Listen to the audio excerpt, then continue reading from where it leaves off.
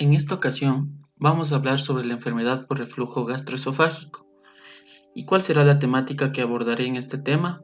Será cómo se produce esta enfermedad, cuáles son sus factores de riesgo, los síntomas, cuándo acudir al médico y el tratamiento no farmacológico. Vamos a intentar explicar cómo se produce la enfermedad por reflujo gastroesofágico. Cuando nosotros comemos, los alimentos van a pasar desde la boca hasta el estómago por medio del esófago. Este esófago va a movilizar estos alimentos gracias al peristaltismo que tiene. ¿Qué va a hacer este peristaltismo? Este peristaltismo son movimientos generados por nuestro cuerpo para transportar, en este caso, comida. Tener en cuenta que a nivel del esófago tenemos dos esfínteres, un esfínter esofágico superior y un esfínter esofágico inferior. El que va a explicar por qué se produce la enfermedad por reflujo gastroesofágico va a ser el esfínter esofágico inferior. Cuando nosotros comemos el alimento va a pasar del esófago hacia el estómago. ¿Gracias a qué? Gracias a la relajación del esfínter esofágico inferior, que ya sabemos que es clave para entender cómo se va a producir esta enfermedad por reflujo gastroesofágico. Vamos a explicar la primera imagen que tenemos aquí, que dice normal. Una vez en el estómago, este esfínter esofágico inferior se va a cerrar. ¿Para qué? Para no permitir el reflujo del alimento que ya está en el estómago. ¿Y qué va a estar haciendo este alimento en el estómago? Va a estar mezclándose con otras sustancias que van a mejorar esa digestión del alimento. En la segunda imagen que tenemos aquí, que dice ya reflujo gastroesofágico, tenemos que tener en consideración que este esfínter a veces se suele relajar, aún estando la comida en el estómago, y lo que va a producir es el reflujo del contenido alimentario desde el estómago hacia el esófago. Esto nos suele pasar a todos en algún momento de nuestra vida, siendo más frecuentemente su aparición posteriormente a la ingesta de alimentos. Estos episodios suelen catalogarse como normales. ¿Por qué? Porque no suelen generar sintomatología molesta, y van a ser de carácter breve. Pero cuando ya ocurre sintomatología molesta, podemos ya catalogarla como una enfermedad por reflujo gastroesofágico. El término correcto para esta patología es el de enfermedad por reflujo gastroesofágico. Sin embargo, suelen conocerse con otros términos, como reflujo ácido y ardor en el estómago. Los factores de riesgo que existen para aumentar la predisposición a desarrollar una enfermedad por reflujo gastroesofágico son varios.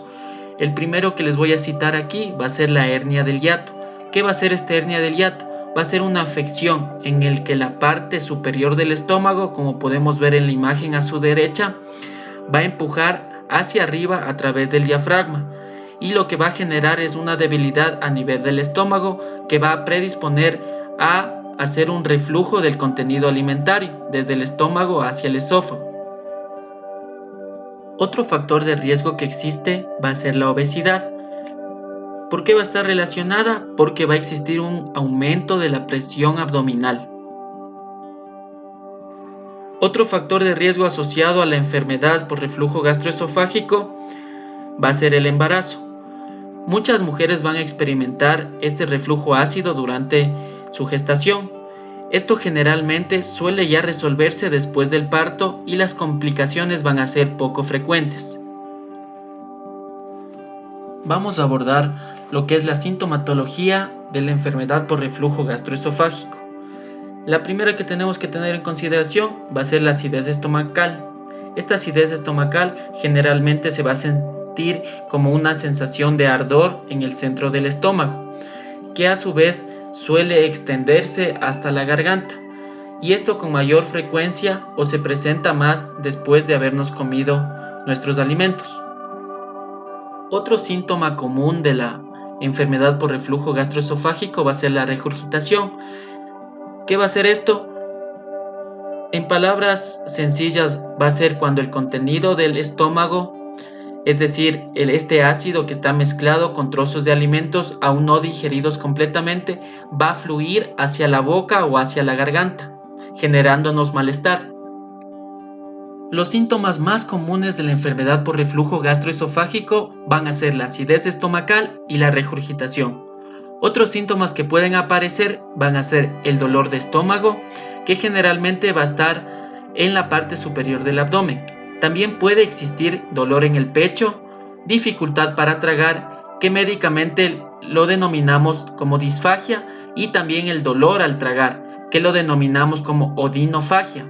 También puede existir laringitis o inflamación de la laringe o ronquera persistente, debido a que el ácido estomacal va a irritar las cuerdas vocales. Otros síntomas de la enfermedad por reflujo gastroesofágico que pueden aparecer van a ser el dolor de garganta y tos persistente. También algunas personas describen una sensación de un nudo en la garganta por el contenido alimentario que existe. Y otros también puede aparecer las náuseas y los vómitos. Una vez conocidos los síntomas de la enfermedad por reflujo gastroesofágico, vamos a ver cuándo nosotros debemos de buscar ayuda. La primera va a ser cuando tenemos dificultad o dolor al tragar, es decir, cuando vamos a sentir que la comida se nos va a atorar a nivel de la garganta. Otro va a ser cuando no tenemos apetito o vamos a perder peso sin intentarlo, es decir, cuando perdemos peso sin estar haciendo dieta o haciendo actividad física regularmente. Otra va a ser cuando tenemos dolor de pecho y otra cuando se sienta como que se está asfixiando. Cuando también debemos buscar ayuda médica, cuando tenemos signos de sangrado a nivel gastrointestinal. Esto puede ser sangre en el vómito, vómitos de color oscuro o en las heces también cuando las heces son de color negras. También cuando tenemos vómitos de carácter persistente. Y la última y no menos importante es cuando una persona de 60 años tiene un dolor de estómago de aparición nueva. Ahí tenemos que acudir a buscar ayuda médica. Empezamos con el tratamiento de la enfermedad por reflujo gastroesofágico.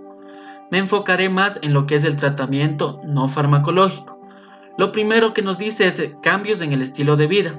El primero que tenemos que realizarlo va a ser el de perder peso. Obviamente si la persona va a tener sobrepeso, lo que nos va a ayudar esta reducción del peso va a ser a disminuir esta presión que está dada en los pacientes obesos como tal, y esto nos va a disminuir el reflujo ácido que existe desde el estómago hacia el esófago. Continuando con las medidas no farmacológicas, una de mucha utilidad es levantar la cabecera de la cama de 6 a 8 pulgadas, teniendo en consideración que una pulgada es igual a 2.54 centímetros.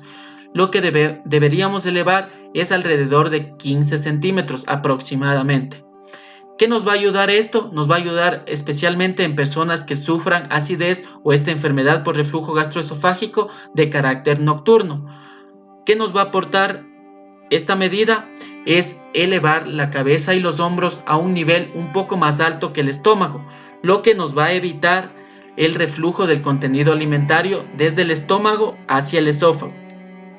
Siguiendo con las medidas no farmacológicas, otra de vital importancia es evitar los alimentos que vayan a desencadenar los síntomas de la enfermedad por reflujo gastroesofágico. Se han estudiado múltiples alimentos y los que con mayor frecuencia se asocian a esta patología van a ser los citados aquí: la cafeína, el chocolate, la menta y los alimentos grasos.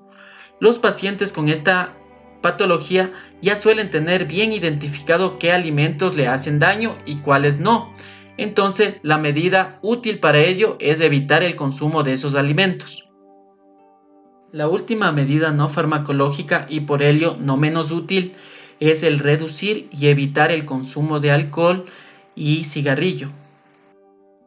Culminando con esta exposición, la bibliografía que utilicé es de una biblioteca de los Estados Unidos de carácter científico llamada el UpToDate. Muchas gracias.